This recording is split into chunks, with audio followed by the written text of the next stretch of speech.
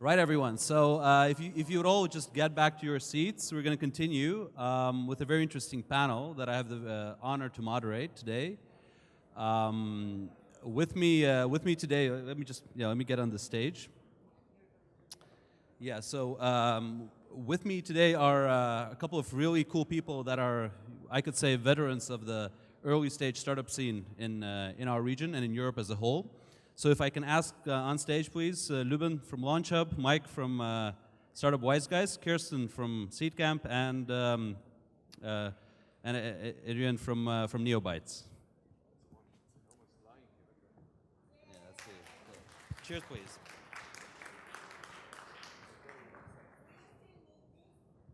No, thank you. Right, guys. So basically, we were scheduled to speak about this, finding the right market for the right product. I think it's very cool if everyone introduces themselves a little bit, and then we can carry on. Cool thing is that we have at least two people here that are not only investors but also entrepreneurs who have built businesses, sold businesses. So I think this is going to be a very interesting discussion. So Adrian, if we start with you. Make sure it's working. Yeah. I'm an ex-entrepreneur. I've been in the software industry. I had a successful exit in 2009, and since then I'm working with startups, advising them and investing if necessary and help them grow. As an angel investor, right? Yes, and an angel. Lyuben? I'm Lyuben. I'm running LAUNCHub. We're a seed fund operating from Bulgaria. We have 25 investments so far, and prior to that I have founded the largest and most successful internet company, which I ran for 10 years and exited to Sanoma in 2008. In Bulgaria? In Bulgaria. And Lyuben, just one more thing. How many companies from Romania do you guys have? We have two. Used Together and TXT Feedback from Cluj. So hi, I'm Mike Reiner, co-founder of startup Wiseguys. So we're accelerator, very similar to the Techstars model with a 3-month acceleration program. We've invested in 24 companies so far from 15 different countries, and we're currently based in Tallinn, Estonia. So. And do you guys have companies from Romania? No, not so far. Not yet. Not yet. Thanks. Hi, my name's Kirsten Connell. I'm General Manager of Seedcamp. For those of you that don't know, Seedcamp is an early stage seed investment and mentoring program. We're based out of Google Campus in London. We've invested in 104 startups to date, 36 different nationalities, and 2 from Romania, Uberview and Brainient, who I'm sure most of you have probably heard of. Okay, thank you very much. Just to tell you, if you don't know who I am, my name is Max. Just like Lyuben, I'm also in Bulgaria and I'm also in the investment world. I was in the founding team of 11 Startup Accelerator, and as of a couple of months, I'm working on a new fund which we hope to launch in a couple of months, right now called Teres Capital. So that's me. If we start with you, Adrian, so with Neobytes, basically you guys started building websites and backends and mobile applications, right? This is, as far as I know, your business. Yeah, the original business was an outsourcing business, and we reinvested all the profits in creating our own products. We tried many products. Eventually, one of them took off and was interesting enough to worth investing more in it. And at some point, it attracted a larger company to buy us out. So that's the background. You know, anyone who, I guess, invests in businesses always has this bias of, of the experience that they have, right? So the entrepreneurial experience that you have, I think that a lot of people would resonate with this method of doing a services company and then finding a product and switching over to product. So can you tell a little more about that experience? It involves a lot of failures. You try out many ideas, try to iterate on them, and eventually try to find a market fit. If you don't, you just move on and try something else. Once you hit something that you feel that has potential, you need to focus more on that product and leave everything else behind and focus only on that one. It is very important to talk as early as possible to future clients to really understand what their profile is and try to adapt and iterate fast and adapt the product to fit their exact needs. If I'm looking at the mistakes that we did in the past, I think the biggest of all was that we did not talk to the clients in advance. We made assumptions. And if we would have started by talking to them first, I'm sure that the product would have been shipped much faster, it would have been much better, and we would have spent less money on all the other attempts.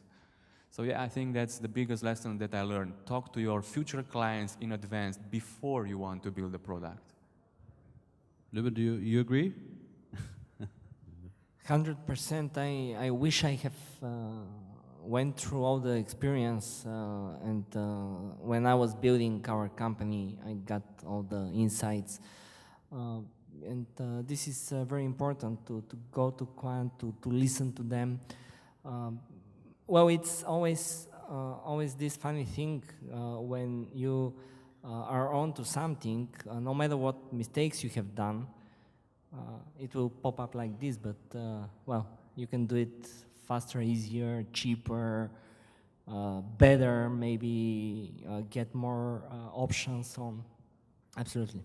So if you look at the 25 companies in the LAUNCHub portfolio right now, what kind of, when we're talking about, you know, validating the market, what kind of mistakes do you usually see? The same mistakes that I have done in my career when I was running my own company, but let's say that I'm amazed to hear from startups on one month or 2 months old companies, they're thinking about how to scale this and things like this. Okay, guys, you don't have to think about that. The moment there is a problem with the scaling, you can solve it. First, go there, get the customers, and then think about scaling. Don't lose 3 months, 6 months to set up the best infrastructure that could scale and go like hell. It just doesn't make sense. Absolutely. Kirsten? What is your experience? How does that go? How does it work at Seedcamp? I know that, for instance, your colleague Carlos is well known in this industry as a hustler who is breaking apart startups and putting them back together. Like, what is your take on this? Yeah, exactly. As you said, this is Carlos lives and breathes this. He's written an amazing blog about MVP, and so definitely Google Carlos Espinal, and he's shared all his knowledge. What was the name of that blog? If you the drawing board, Carlos, the drawing board, yeah, right? Carlos the drawing Espinal, board. .com or yeah, pretty certain it's okay. .com. The drawingboard.com. For sure. But I guess the key message that we really focus on in Seedcamp, and we really try and focus on the MVP, but we sort of see this very typically, founders are very good at the product side, but what we sort of see is there's 3 things that go alongside the product that play a huge role. And that's finding who your early adopters are, so you know your customer segment. You really need to focus who are those people. The second factor is your positioning. You know, what is the message that you're telling them? And the third is the go-to-market. And I think together with the product, that's what we really try and focus on to avoid, you know, some of these early stage mistakes that startups make. Right. So if you know, if we look at it from the other side, you know, what investors can actually do to help facilitate that access to markets, or to actually to validate with customers as quickly as possible. Mike, in your experience with what you see in Estonia, you know, everyone always looks up to Estonia as an example of a very successful early stage ecosystem. You guys are definitely a big part of that. What do you usually do with the teams at Startup Wiseguys in terms of helping them to get to you know, to validate with first customers or the market as a whole? So the first week, I mean, whenever the startups come in, one of the first questions I ask them is, how many customers have you spoken to? And then the next step is to actually go out with them and go to the customers. If it's B2C, you can, you know, there might be in bars, there might be somewhere in the streets, have a lot of interviews and validate. And if it's B2B, go to the companies, actually talk to them and validate whether there's actual product market fit, is there need for your product. And to be honest, what I see, and I see especially in Eastern Europe, people are afraid to go out, right?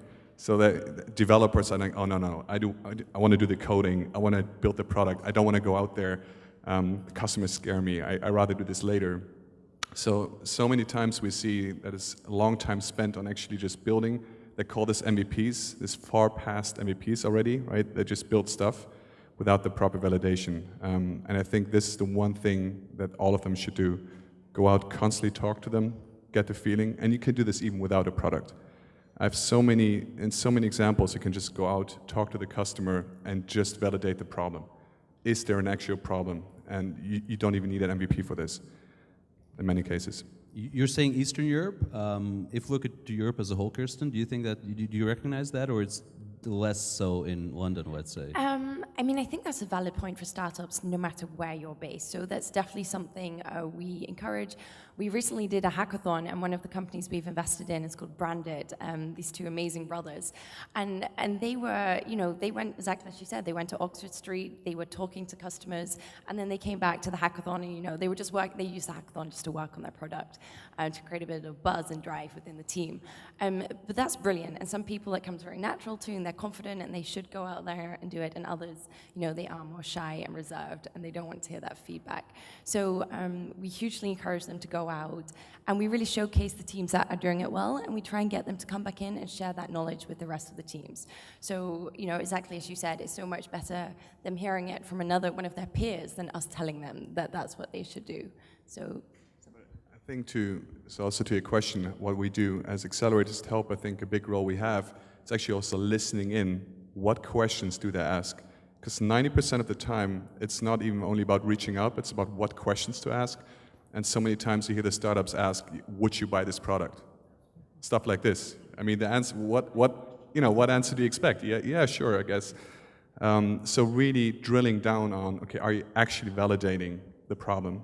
Are you talking about the past? Are you talking about the present? Current problems is really important. I think a role for us to help them do properly. Absolutely. I recall today at least 2 companies did that. When they were pitching on this stage, when they said that we talked to a number of customers and the question was would they pay, and they said yes. My personal experience, I guess, is the same for you, is that people saying yes we would pay and people actually putting money in your bank account are different things. Mike mentioned an interesting issue right now, and I was wondering about your take, Lyuben, on this. B2B versus B2C. Well, in terms of validating customers, what is your take on this? What are the differences? In my opinion, B2B validation is much easier. Mostly because, how it happens for instance, in VMware. They just write a product spec and they go to customer and said, okay, this is what we want to build. Do you find it useful? What are the alternatives? What are the other ways you're solving this problem? Does it worth anything like that? So, in my opinion, with B2B, it's much easier because you can point out the potential customers and you much easier go there because the segmentation of the customer, the targeting is much easier. So, in my opinion, this is easy. That's why easier. That's why we, for instance, are very keen and we invest on specific niches, like, for instance, educational software or dev tools, because we have in Bulgaria and in the region plenty of such companies where we can just put our companies open doors and they can go and validate. So, yeah. In terms of B2C, you think that's more complicated because of this region, or? What we have here is a very high density of engineering talent. But what we lack, in my opinion, is lack of business knowledge and all this marketing and sales and UX. No offense if there are such people in the audience, but I don't see, at least there are not plenty of examples where some companies are going like hell from this region in the B2C I mean, in my opinion, this kind of talent is lacking here. So bridging to the hubs where there's such talent is quite a challenge for us as investors, and this is what we are trying to achieve, and partnering with you guys in London, for instance, is helping. Okay. Adrian, if we look at the startups that you've supported, I mean, what kind of companies were there, and how were you helping them to get to a market or to customers? They are B2B companies, and I really like the B2B segment because it's much easier to validate, to reach the client, to discuss with the client. And the online marketing strategies that I'm mostly good at helping them are very well applied to these SMBs to which we are selling. For a consumer market, I think that's like you said. I think it's something totally different, and I myself don't have the experience to help them in a consumer market, so I really don't go into that. And I think that you also need a lot of money to go into those. And for helping them, I think it's important to guide them in the right direction, so that they can, for that they themselves figure out how to address the client and the market. Me as an investor, I don't think I really understand the client better than them. But what I'm helping them is to tell them what they need to do to better understand the client. I see a lot of questions from startups asking me what I think about their business. And I tell them, look, don't ask me. I'm not your client. Go out and ask your clients. Don't ask an investor what he thinks about your business. I'm not even in your audience. Why do you ask me? If I may add, first I would like to strongly recommend Rob Fitzpatrick's book, The Mom Test. We have bought it and we have give it You to our even had community. Rob Fitzpatrick come into your office, right? Yeah. Okay, so this is definitely a good thing for all of you guys that are. It's called the Mom Test. The Mom Test. The Mom Test. Very, very good. So this is one of the things, and the other, I lost my. No problem. No problem. You know, looking at my own experience with early stage companies, looking back also at my own experience in building one, and massive, frustrations and mistakes that that were made. I think there are a couple of topics, and maybe we can briefly discuss them, that are alive among startups.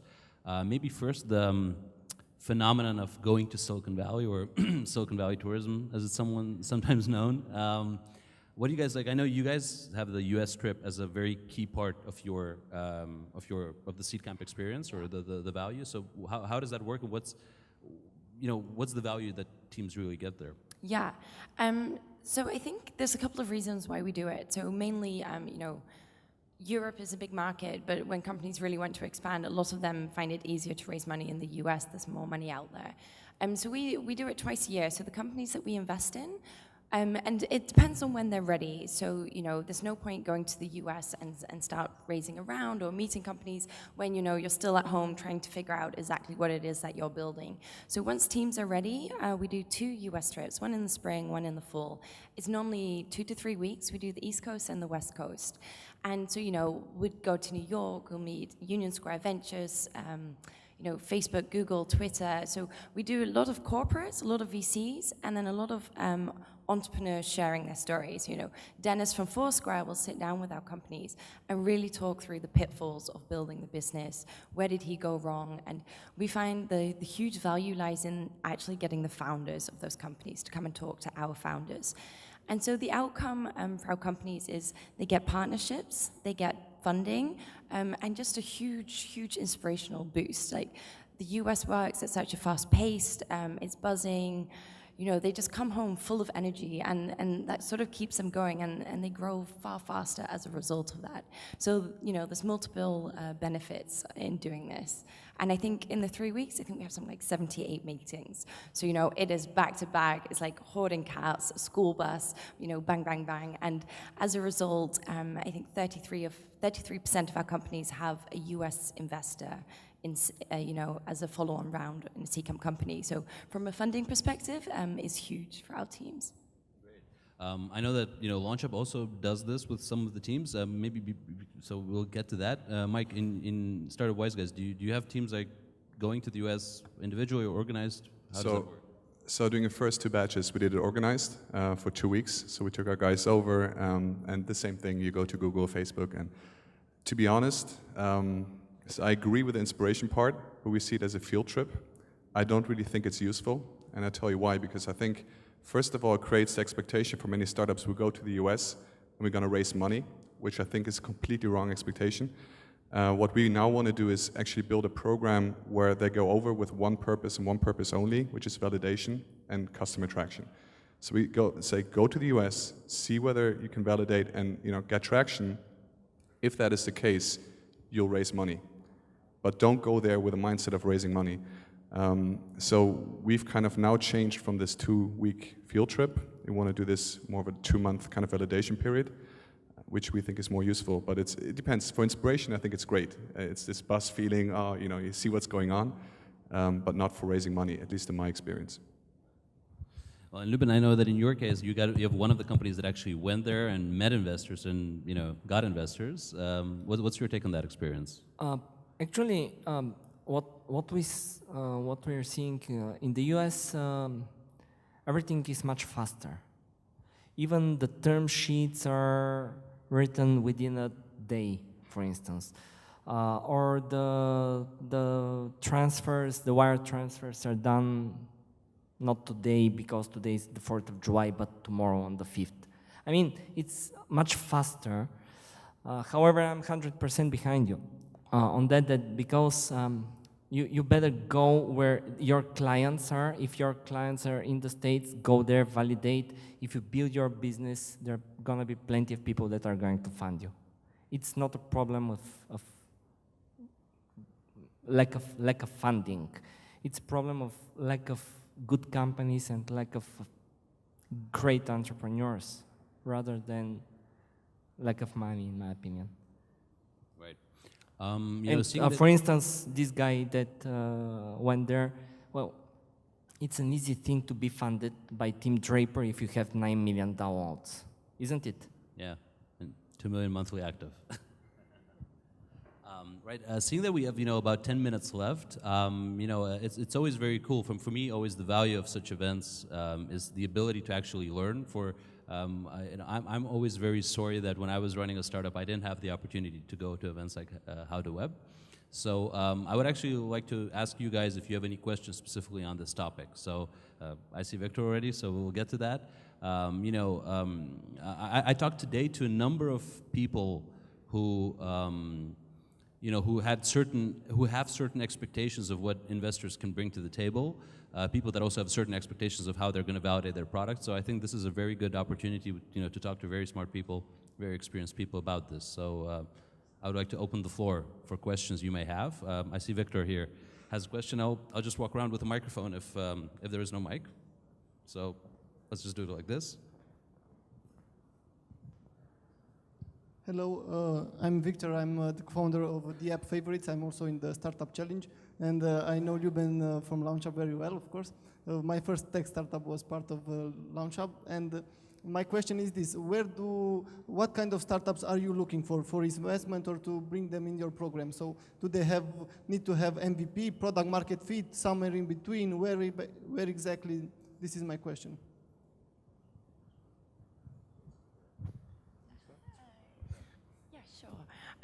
So Seedcamp, it also very much depends on the startup and the stage they're at.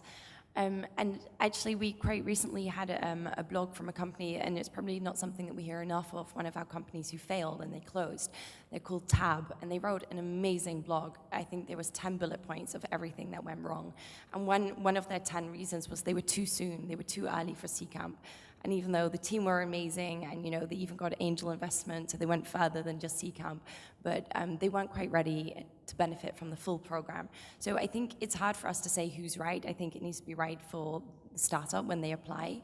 But typically, the startup tends to be MVP.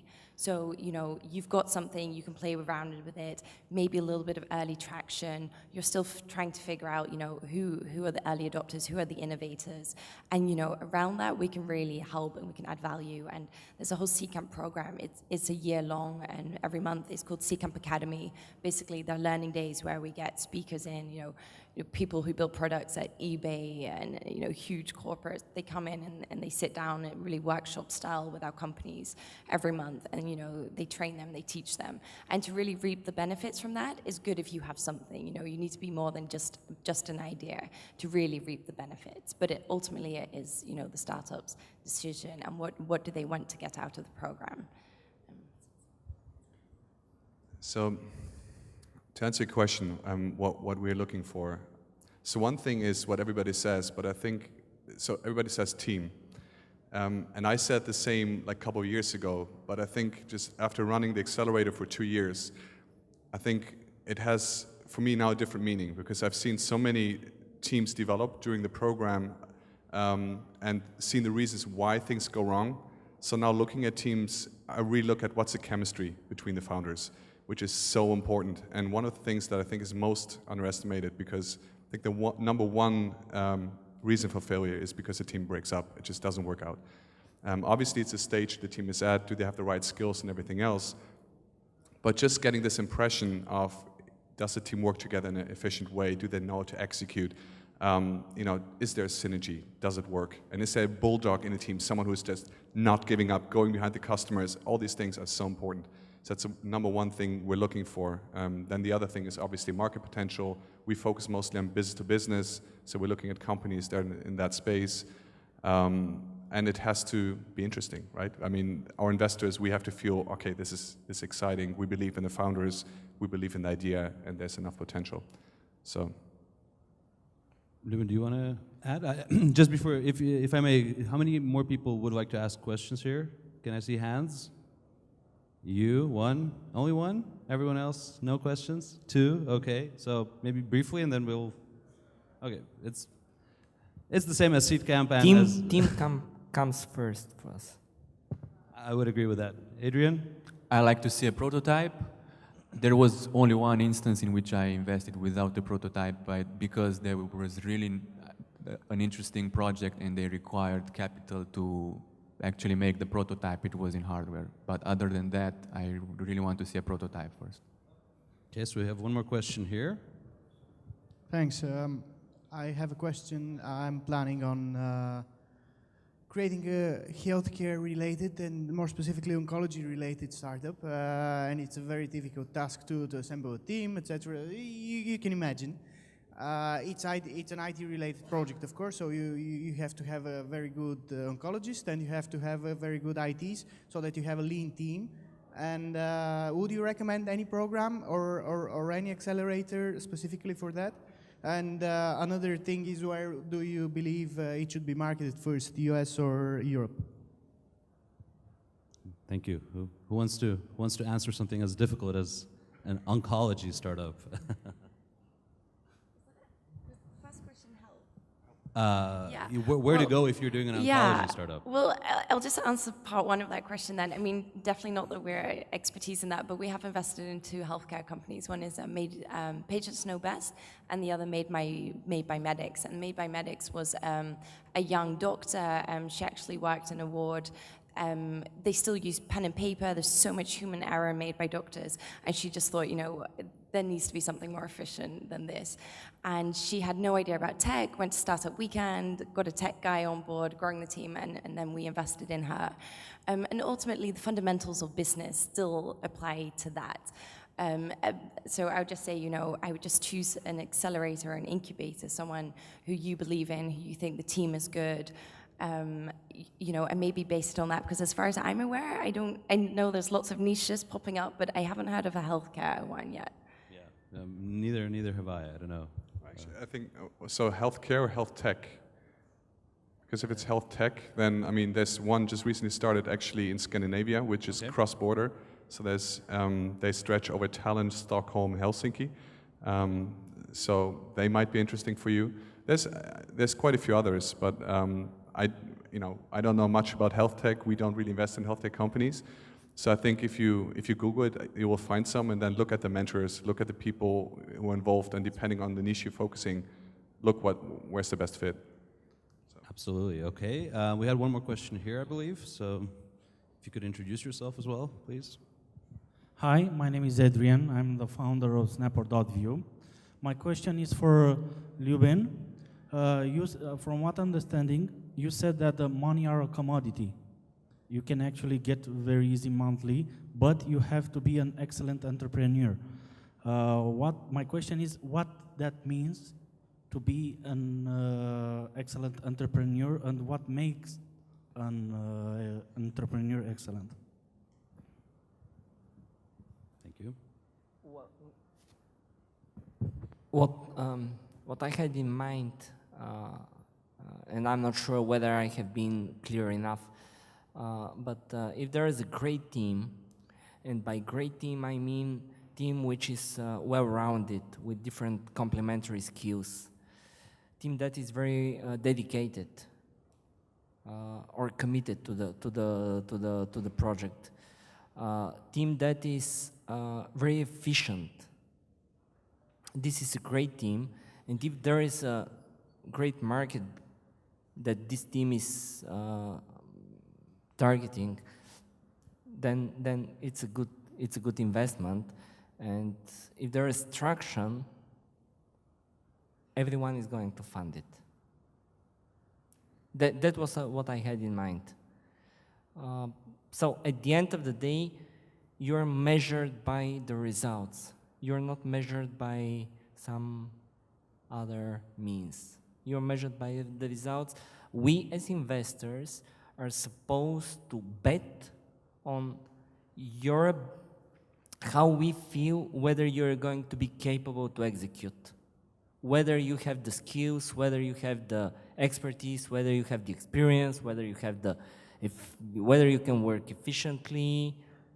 So we are betting, and I'm always saying that we are right or wrong at the time of the decision. We cannot change anything afterwards. The good teams are going to succeed without us. The bad teams are not going to succeed no matter what we are going to do. Actually, I always use, there was a post by Paul Graham, I think, or maybe it's Fred, no, I'm always mixing these guys up. The guy with a blog, the guy who blogs all the time. It's Fred Wilson, I think.